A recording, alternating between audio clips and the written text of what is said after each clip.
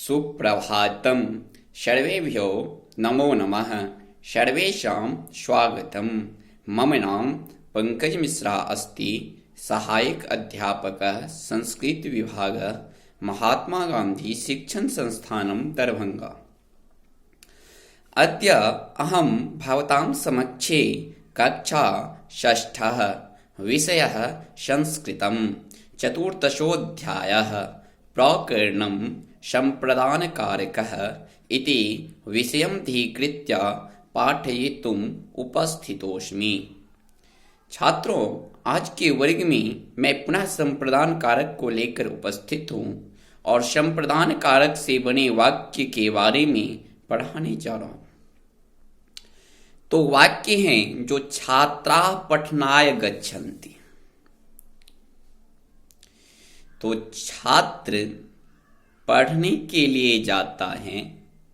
तो यहाँ पर जो पठन कर्म है और पठन कर्म में संप्रदान कारक का प्रयोग हुआ है। चूंकि यदि पठन में संप्रदान कारक का प्रयोग नहीं होता तो यहाँ पर पठनम शब्द बनता और फिर ये शब्द का अर्थ वाक्य से विपरीत होता। इसलिए यहाँ पर संप्रदान कारक का प्रयोग किया गया है। और जब संप्रदान कारक का प्रयोग किया गया है तो पठन शब्द से पठनाय शब्द बना है और इसका अर्थ निकल कर आता है जो छात्र पढ़ने के लिए जाता है। दूसरा में जो बालिका क्रीडनाय गच्छन्ति। बालिका क्रीडनाय गच्छन्ति, बालक खेलने के लिए जाता है। अब यहाँ पर भी क्रीडनाय जो कर्म है ये संप्रदान कारक में प्रयुक्त है। चूंकि मूल शब्द जो है वो क्रीडा शब्द है और जब ये मूल शब्द क्रीडा शब्द है तो क्रीडा शब्द से संप्रदान कारक चतुर्थी विभक्ति का एक वचन में क्रीडनाय शब्द बनता है और इससे अर्थ निकलकर आता है जो बालक खेलने के लिए जाता है। तीसरा जो वाक्य है वो है जना भ्रमणाय उद्यानम गच्छन्ति। लोग भ्रमण के लिए बगीचा जाता है। अब यहाँ पर उद्यान शब्द से उद्यानाय शब्द बना है और ये शब्द संप्रदान कारक के लिए बना है।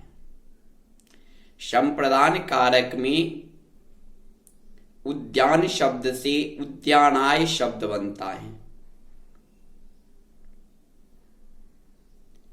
अगला हम सेंटेंस देखें तो है जो वर्षा जलाय भवति।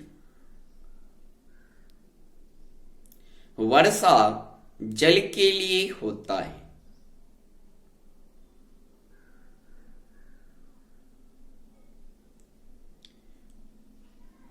अब यहां पर जलाय शब्द जो है ये भी संप्रदान कारक में प्रयोग हुआ है।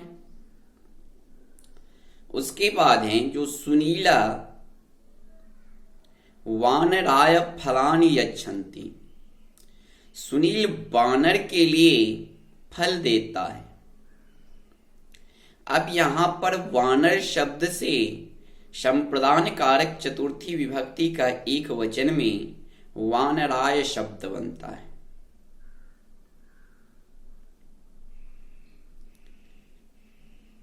उसके बाद है जो वृक्षा परोपकाराय फलन्ति।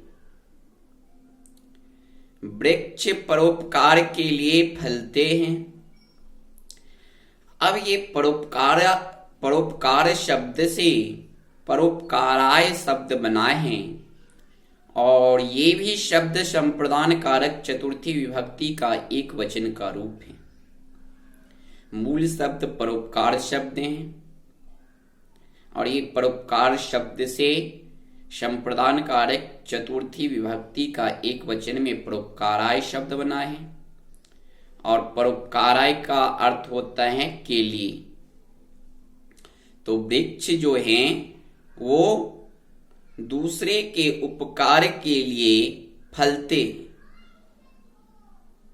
धन्यवाद छात्रों, आज का वर्ग में यही समाप्त करता हूं।